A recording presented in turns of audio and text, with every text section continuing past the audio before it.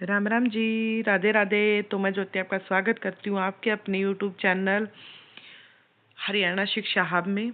तो आज हम पढ़ने जा रहे हैं फरीदाबाद जिला। तो सबसे पहले हम देखते हैं भौगोलिक स्थिति। तो हमारा फरीदाबाद हरियाणा के दक्षिण पूर्व में स्थित है, जो कि 15 अगस्त 1979 में अस्तित्व में आया और यह 12वें जिले के रूप में बना। ठीक है। और गुड़गांव से अलग होकर ये हमारा फरीदाबाद जिला बना। लेकिन ये कई बार पूछा गया कि कौन से जिले के रूप में आया, तो 12वें जिले के रूप में, तो इसको आप याद कर लेना। और उस वक्त मुख्यमंत्री थे भजन लाल। ठीक है, तो इन चीज़ों को आप याद कर लेना। फिर आ जाता है क्षेत्रफल। फरीदाबाद का क्षेत्र है 741.9 वर्ग किलोमीटर, जो कि वर्तमान में सबसे छोटा जिला है। ठीक है। और यह शहर सबसे बड़ा है और जिला सबसे छोटा है, तो इन चीज़ों को आप याद कर लेना। ठीक है। और सेकंड नंबर पे बड़ा शहर है गुरुग्राम। ठीक है, इन दोनों को याद कर लेना। और इसकी जनसंख्या है 18 लाख से अधिक, और कई एग्जाम में 15 लाख से अधिक वैसे बोल दिया जाता है, तो दोनों ही ठीक मानी जाएंगी। ठीक है। फिर है ऐतिहासिक स्थापना। इसकी स्थापना 1607 में शेख फरीद ने करी थी, और शेख फरीद कौन थे? जागीर के कोषाधिकारी थे। ठीक है, तो इन चीज़ों को आप याद कर लेना। फिर आ जाते हैं जिले के प्रमुख उपनाम। तो सबसे पहले आता है हरियाणा की औद्योगिक नगरी कहा जाता है फरीदाबाद को। क्यों कहा जाता है? क्योंकि फरीदाबाद में सबसे ज्यादा उद्योग स्थित है। ठीक है। डॉक्टर राजेंद्र प्रसाद के सपनों का शहर भी फरीदाबाद को कहा जाता है, तो इन चीजों को आप याद कर लेना। फिर आ जाता है उद्योग। तो सबसे पहले आता है ट्रैक्टर उद्योग। यहाँ पर एस्कॉर्ट ट्रैक्टर और पावर ट्रैक ट्रैक्टर का उद्योग है, बड़ाई। ठीक है। फिर आ जाता है मशीनरी में, जैसे कि यहाँ पर जेसीबी निर्माण का उद्योग है, जो कि बहुत बड़ा है। फिर है मोटरसाइकिल में राजदूत और यामा। आपने ये दोनों बाइक जरूर से जरूर देखी होंगी। ठीक है, तो बहुत बड़ा उद्योग है। फिर है टायर उद्योग में है गुड ईयर टायर उद्योग। ठीक है, तो इन चीज़ों का आप याद कर लेना। फिर आ जाता है जूता उद्योग, जो कि बाटा जूता उद्योग है, ये बहुत ही फेमस है। फिर इलेक्ट्रॉनिक्स में आ जाता है एसी और रेफ्रिजरेटर उद्योग।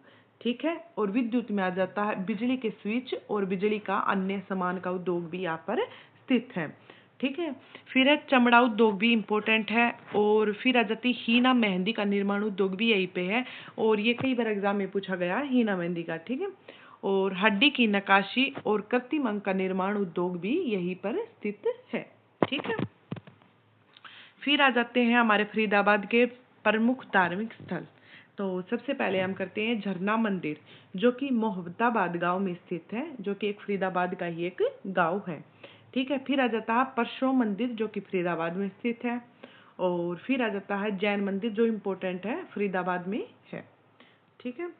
फिर आ जाता है सूरजकुंड अंतर्राष्ट्रीय शिल्प मेला और उसका अच्छे से परिचय, क्योंकि इम्पोर्टेंट है, हर बार एग्जाम में इससे एक नए क्वेश्चन पूछा ही जाता है। ठीक है।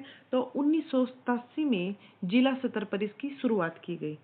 फिर 1988 में राज्य स्तर पर की गई, और फिर 1989 में राष्ट्रीय स्तर पर इसकी शुरुआत की गई, और प्रथम थीम राज्य था इसका राजस्थान। ठीक है।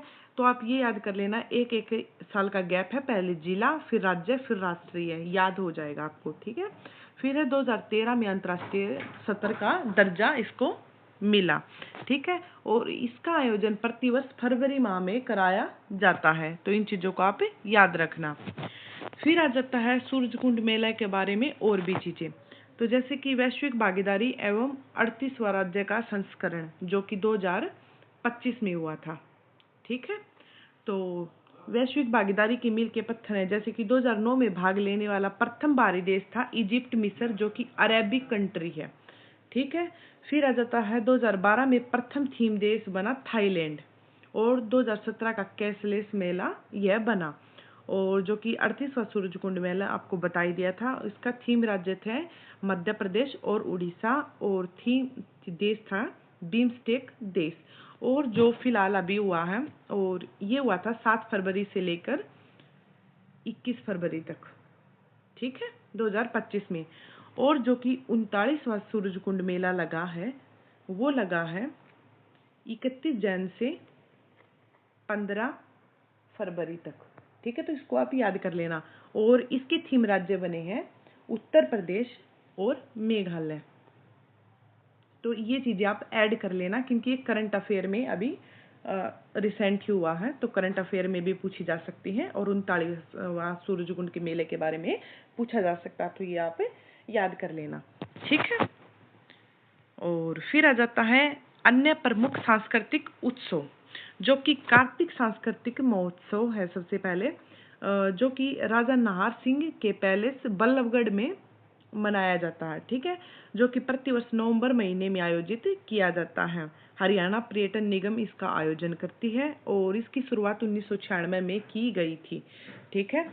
फिर आ जाता है पंखा मेला, जो कि फरीदाबाद में बढ़ता है, और इसका महत्व है हिंदू मुस्लिम के भाईचारों की एकता का प्रतीक, ठीक है ना। तो इन चीज़ों को आप याद कर लेना। फिर आ जाता है पर्यटन स्थल और प्रमुख झीलें, तो जैसे कि है मयूर झील, जो कि सूरजकुंड में स्थित है, खूनी झील जो फरीदाबाद में स्थित है, और धोद झील जो कि फरीदाबाद में स्थित है।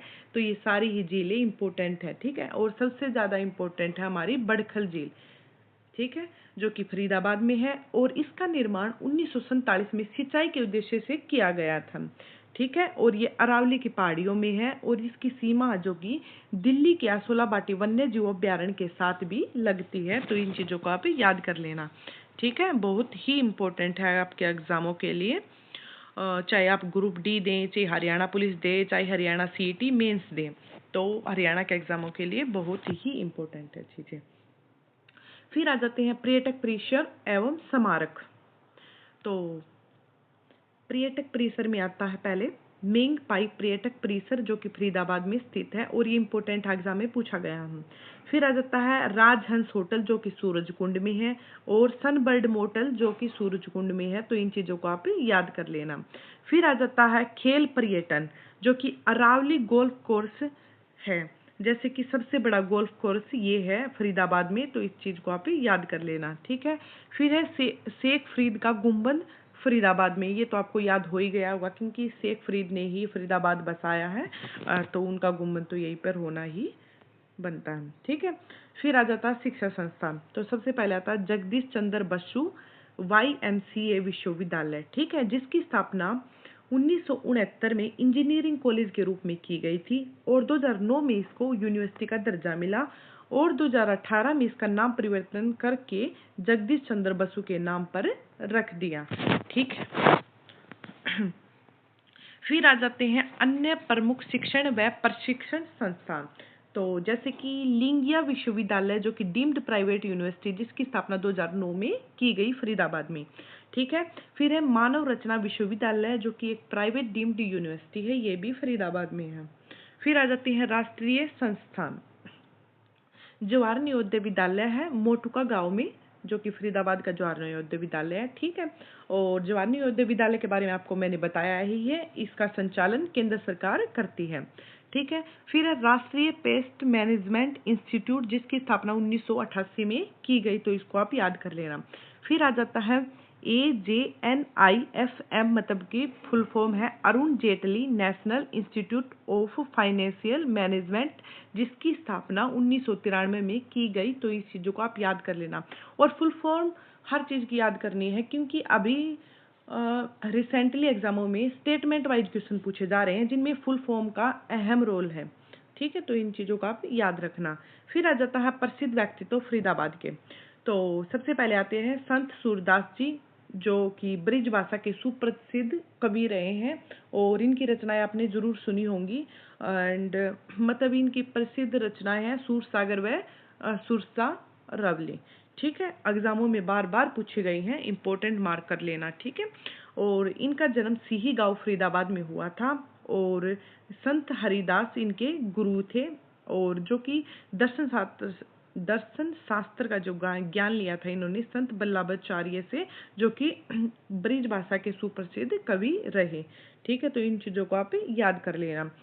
फिर क्षेत्र रूप नाम, जैसे कि आधुनिक साहित्यकार का आश्रय स्थल भी इसको कहा जाता है, ठीक है। फिर आ जाता है प्रसिद्ध व्यक्तित्व, जो कि खेल और कला से जुड़े हुए हैं, जो कि संगीत या कला से जुड़े हुए हैं, जैसे कि सोनू निगम, ये क्वेश्चन पूछा गया था, अब सीईटी में पूछा गया था ये क्वेश्चन, ठीक है। फिर है रीचा शर्मा, जो कि गायक है, और तुलिका गांगुली भी एक गायिका हैं। ठीक है, तो इन चीज़ों को आप याद कर लेना। फिर है खेल से जुड़े हुए, जैसे कि अभिनव लोहान जो कि एक प्रसिद्ध गोल्फर हैं, और मोहित शर्मा जो कि क्रिकेटर हैं, इनको आप जानते ही होंगे। और फिर है अजय रात्रा जी, और ये भी क्रिकेटर हैं। ठीक है, तो इन चीज़ों को आप याद करना। और हमारा फरीदाबाद जिला ख़त्म हुआ। तो आज के लिए ये क्वेश्चन है, और इस क्वेश्चन का आंसर आप कमेंट में ज़रूर बताएं। और हमारी क्लास कैसी लगी तो ये भी कमेंट में ज़रूर बताएं, और हमारे चैनल को सब्सक्राइब ज़रूर करें, और अच्छे तरीके से पढ़ते रहें, और जल्दी से जल्दी अपनी नौकरी पालें। तो आज का क्वेश्चन ये है, सूरजकुंड अंतर्राष्ट्रीय शिल्प मेले के इतिहास के संदर्भ में निम्नलिखित कथनों पर विचार करें और असत्य कथन का चयन करें। ठीक है, इनमें से देखो 4 ऑप्शन आपके पास, इनमें से जो गलत है उसको आप चुनें, और जो ठीक है वे ठीक है। ठीक है, ओके।